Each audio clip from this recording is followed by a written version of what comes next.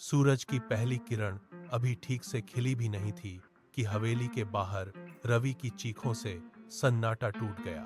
वह हवेली के मुख्य दरवाजे के सामने खड़ा होकर पागलों की तरह चिल्ला रहा था। उसकी बेटी गुड़िया गायब थी।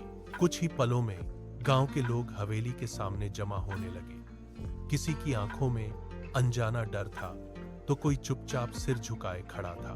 हवेली के चारों ओर घना कोहरा फैला था जो हर गुजरते पल के साथ और गहरा होता जा रहा था।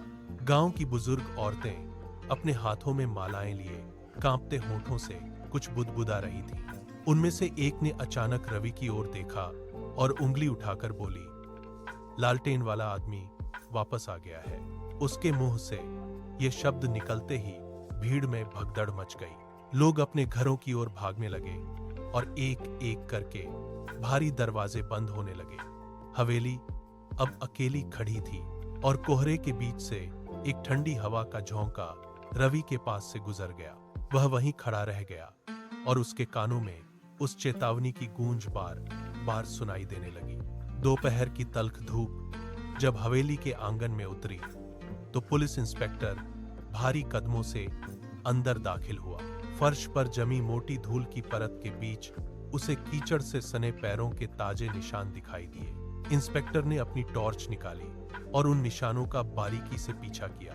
रवि उसके पीछे पीछे चल रहा था। उसके हाथ लगातार कांप रहे थे और वह बार बार हवेली के अंधेरे कोनों की तरफ देख रहा था। रवि ने लड़खड़ाती आवाज में कहा, यह किसी इंसान का काम नहीं है साहब, उसे ले जाने वाला कोई और ही है। इंस्पेक्टर ने एक ठंडी मुस्कान के साथ टॉर्च बंद की और फर्श पर बने निशानों की तरफ इशारा करते हुए बोला, ये किसी इंसान के जूते के ही निशान है रवि, कोई भूत प्रेत यहां नहीं आया है। डर के कारण तुम सिर्फ भ्रम पाल रहे हो। इंस्पेक्टर के इन शब्दों ने हवा में भारीपन पैदा कर दिया। वह अपनी डायरी में कुछ नोट करता रहा जबकि रवि की नजरें उन निशानों पर टिकी थीं जो एक बंद कमरे की ओर जाकर अचानक गायब हो रहे थे। बाहर का सन्नाटा अब और भी गहरा हो गया था, जैसे हवेली के भीतर की दीवारें भी इंस्पेक्टर के उस तर्क को चुनौती दे रही हों। इंस्पेक्टर के जाते ही हवेली में एक भारी सन्नाटा फिर से पसर गया।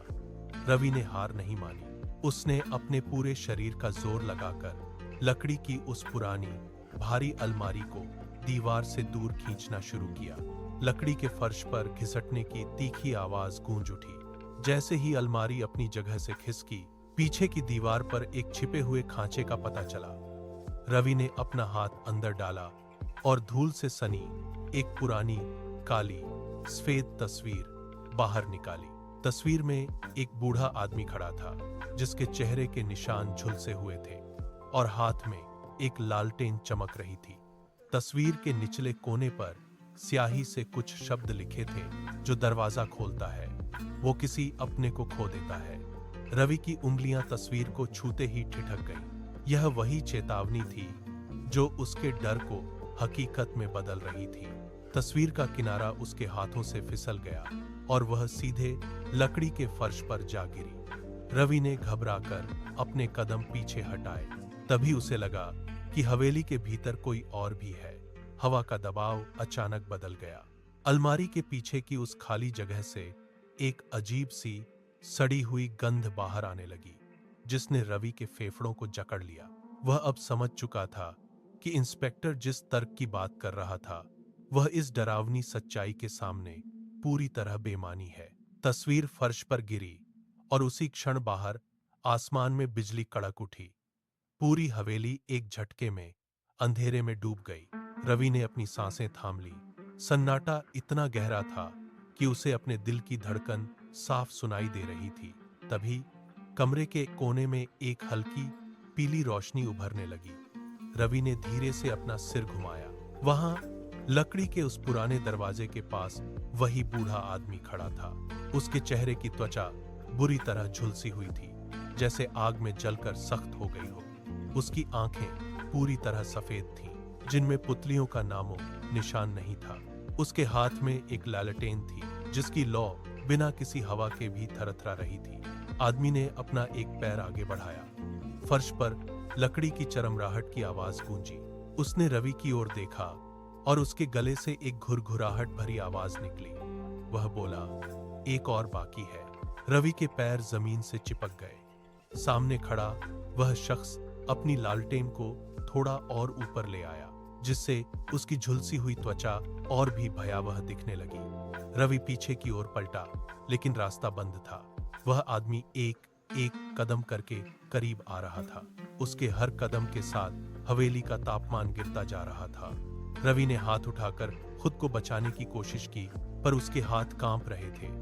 वह जानता था कि अब भागने का कोई रास्ता नहीं बचा है। रवि ने घबराकर अपने कदम पीछे खींचे। उसकी पीठ दीवार से जा टकराई।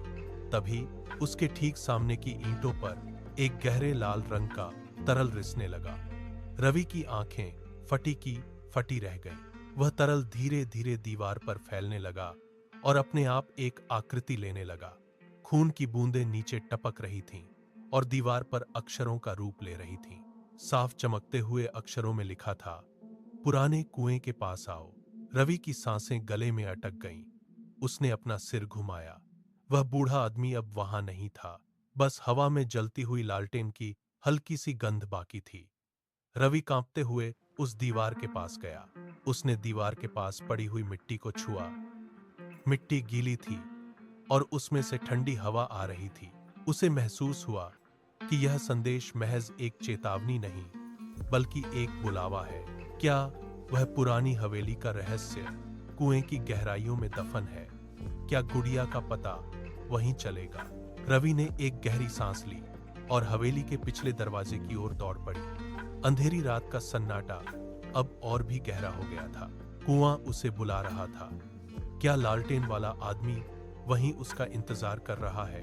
अगले एपिसोड में देखिए, उस कुएं की खामोश गहराई में क्या छिपा है जो पूरे गांव को डरा रहा है।